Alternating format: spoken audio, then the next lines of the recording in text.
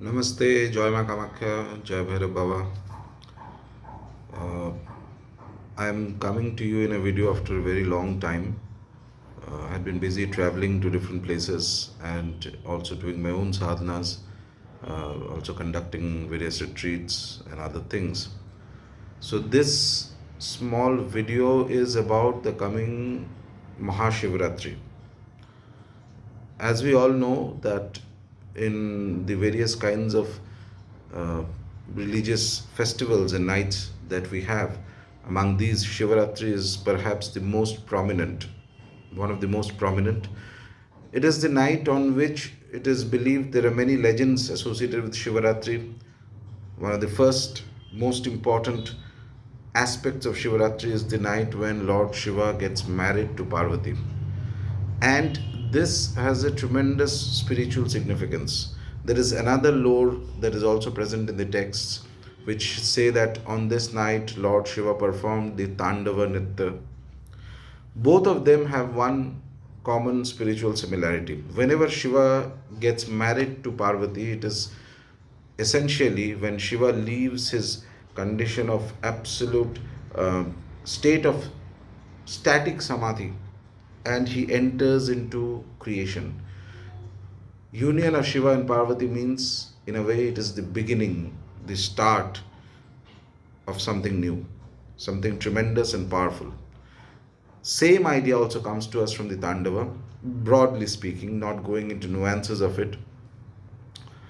As Shiva performs the Tandav, he also creates things. There is the final output from all this is uh, a kind of a delight, a rasa that comes out.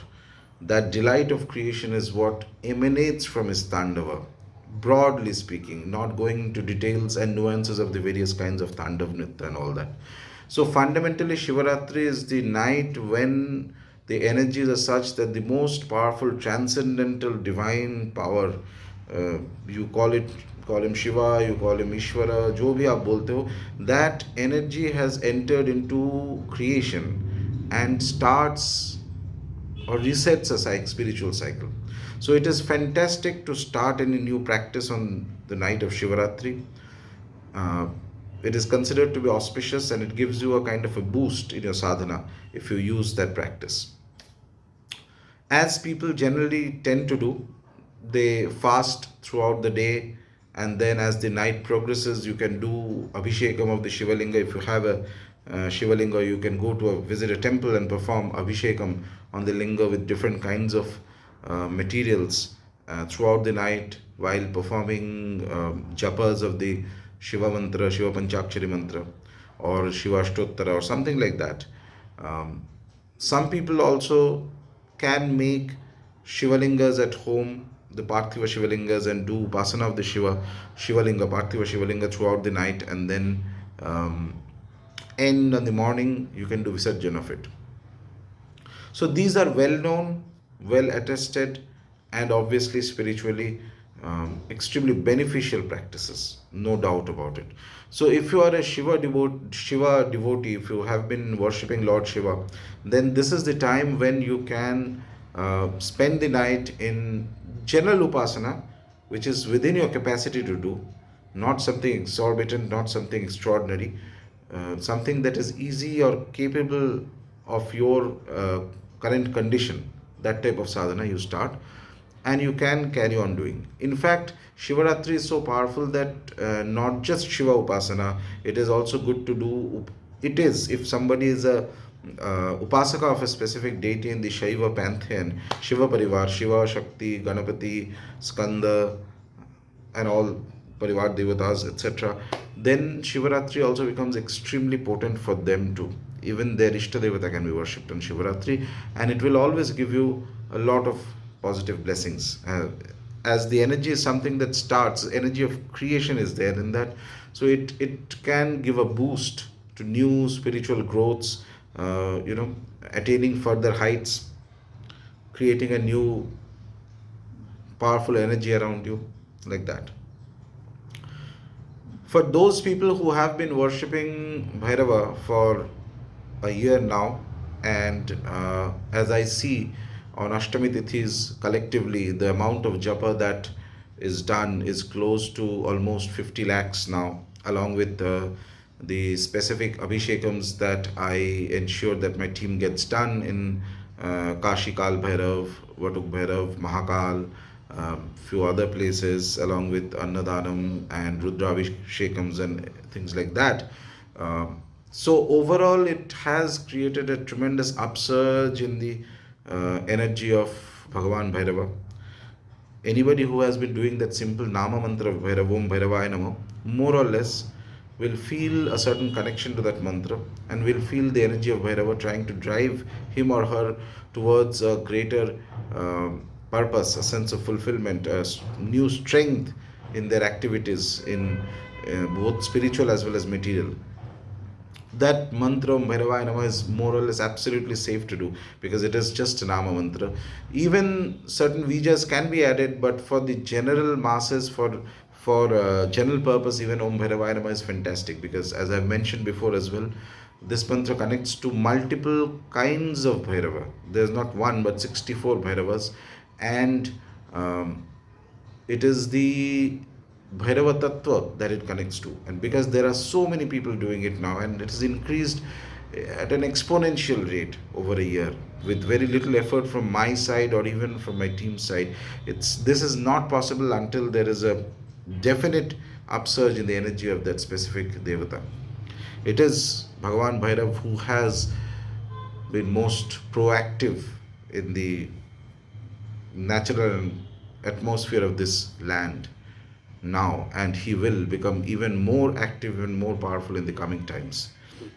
His presence will be felt across by many people, and it will bring about a huge growth and upsurge in the Upasana of Bhairava that will last for an extremely long time. I mean, I'm not talking about few years, 10-15 साल का बात नहीं कर रहा हूँ. It can last for centuries and centuries.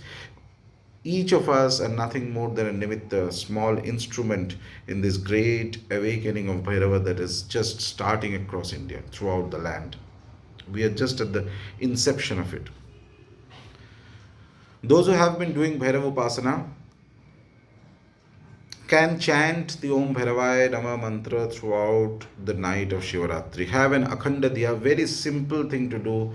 Have an Akhanda Diya, light it around the time when the Sandhya is happening, when the sun is about to set, and ensure that it goes on till morning, and just keep chanting Om Bhairavaya Nama. If you are able to prepare some bhog, naivedyam for Bhairava, that is very good. If not, just do that. In between, you want to take breaks, get up, no problem. This is one thing you can do. Number two, if you have a Shiva Linga, Banalinga, a Narmadeshwara Linga, a Narmadeshwara is one of those lingas in which all Shiva Parivara Devatas can be worshipped. So you can keep doing Abhishekam of that linga with Om Bhairavaya Nama. Use water, use milk, curd, panchamrita, honey, these things. Only sattvic ingredients. Do not use anything that is in Bhairava Upasana, Karan or ritually sanctified alcohol can be used, but that is only for those who have reached a certain state and there is a adhikara for it. It should not be done normally by everybody and anybody. Then there is a counter reaction to it as well. So only do Om Bhairavaya Nama Japa, do Abhishekam with sattvic ingredients, Panchamrita, doodh, dahi, ghee, etc., honey, and it will produce a tremendously powerful result. There is no doubt about it. If you keep doing the Abhishekam of the Linga with these things while chanting Om Bhairavaya Nama, along with Om Bhairavaya Nama, say, if you are doing, say, after 24, 25 malas of that, you might as well chant the Kal Bhairavashtakam. So, as a mantra Om Bhairavaya Nama, after a certain amount of chanting, take a break, chant the Kal Bhairavashtakam a few times, 3 times, 4 times, etc. Again start the mantra, again Kal Bhairavashtakam. And in this combination, you can do Abhishekam of the Shiva Linga. Abhishekam of a specifically Narmadeshwara Linga if you have. And it will produce a very strong spiritual energy in that area where you are doing this puja. For those who are even more deeper into Bhairava Upasana, who have completed few lakhs of japa, at least 4 5 lakhs of Bhairava Mantra Japa. For them, there is another recommendation. It is not mandatory for you to do, but if you feel like it, आप कर सकते हो ये, इसमें कोई ये, this is a sort of a next step in Bhairav Sadhana. You can think of worshipping Bhairava on a Trishul. The Trishul should be at least, Trishula should be at least this height. It should not be too, it depends on the Shiva Linga. If you have a Shiva Linga, then you can keep a small 6-inch Trishula, or a 9-inch, or an 8-inch. If the larger, do not go to keep a very large Trishul, because that will require a lot of seva to be done on it. But even a small one is fine, a symbolic Trishul. On that you can carry on doing Abhishekam. Achha. The material of the Trishula, it's up to you, but it can be gold, it can be silver, it can be pital, but not iron. Iron Trishulas, if you are to consecrate an iron Trishula, then you should keep it at a place, not necessarily in your puja room, but it's better to keep it sort of in the Nairitya Kona of the property where you are staying, so that it acts as a protection against negative forces. But when you are worshipping Bhairava with the aim for spiritual progress, so when I say Om Bhairavaya Namah to be chanted, it is not only for protection but also something that lifts your consciousness. It is something that should take you into a higher state. So here Bhairava is not only a Kshetrapal, but he becomes eventually Parabhairav. Parabhairav is the ultimate consciousness of the universe, the source from which everything has come out. All deities, all worlds, good, bad, devata, asur, सब कुछ वहीं से उसका जो source है, the main energy behind it, that is Parabhairav.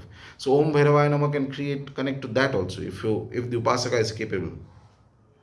So in that sense, you can, for a spiritual purpose, you can keep a small Trishula, few inches, 6 inches or 8 inches Trishula. Silver is very good. There is no need for too much of decoration on the Trishul. On the Shivaratri night, you can do Abhishekam of the Trishul. Again, the same method. Put a diya, ghee dipak if possible, if not oil. Keep doing Om Bhairavaya Namah and Kal Bhairavashtakam and do Abhishekam of the Trishul as many times as possible. Along with it, you can spend, you can, stay awake the whole night if that is what suits you. And also, offer some bhog. Whenever you are doing Bhairava Upasana, it is good to offer some food, naivedyam, to Bhairav as a special offering that you are doing as an Upasaka, as a devotee of Bhairava for him. Again, the recommendations that I gave here are generic. You as an Upasaka decide which of these is possible for you. Do not do something that is more than your capacity, which means if you are not accustomed to staying awake all night during Shivaratri, if you are not accustomed to doing Jagaran and Mantra Japa all night, then suddenly out of the blue, do not attempt to do something like that and take a sankalpa or make it more tougher for you, and then in the middle you are neither able to complete nor able to go back. It will be tough. So instead of that, do something that is capable for you to do something that is within your capacity, and yet it generates a strong, powerful spiritual current and gives a boost in your sadhana and for the whole year, something like that. So it is very good to do Bhairava Upasana on this night. The blessings of Bhagavan Bhairava, I am very sure, if you do the sadhana, if you spend time, and especially if you have been worshipping Bhairava, if you keep doing this sadhana on the night of Shivaratri, some blessings of Bhagavan will come to you and in your surrounding, and it will help you in connecting more easily, more deeper to the Bhairava Tattva. Eventually, it is to be understood that the difference between Shiva and Bhairava is very thin. It is the one deity, it is Shiva himself who becomes Bhairava when he comes down and interacts in the physical plane. Because the physical plane is covered by Maya, because it is covered by all the tamasic and rajasic gunas, he takes up a more fierce form. Whereas Sadashiva, which we consider worship, he has a more transcendental nature. He is not really here, but he is at a more higher plane. In order to reach that, you need to increase the Sattva Guna inside your mind and body. And beyond even that, Para Bhairava, or Para Shiva, he is ultimate. He has all the gunas and he is beyond the gunas. He is both Bhairava, he is Shiva, he is everything. He has Shakti inside him. There is nothing that is not Parashiva. He is the ultimate, that which you can imagine, that which you can think, and that which you cannot even think. Everything is inside him. There is nothing beyond him. And his limits, his beginning, his end, no human being, not even the rishis can conceive. He is that excellent, that magnificent, that tremendous. I hope all of you have a very fantastic Mahashivratri. May the blessings of Bhagavan Bhairav be with you. May he propel you forward in your sadhana, in your material life, and give you the strength to face any kinds of challenges. That is the first and the most important, the most powerful blessings of Bhairava. Om Bhairavaya Namo, Jai Maa Kamakhya.